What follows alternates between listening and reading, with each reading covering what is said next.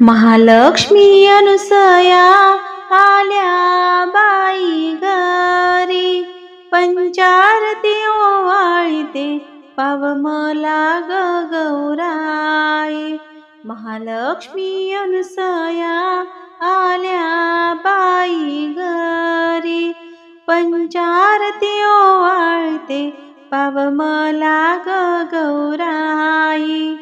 नेहमीच तुझला काजळ शोभे कुंकू ग भांगात, हिरवी चोळी हिरव पातळ शोभे ग अंगात.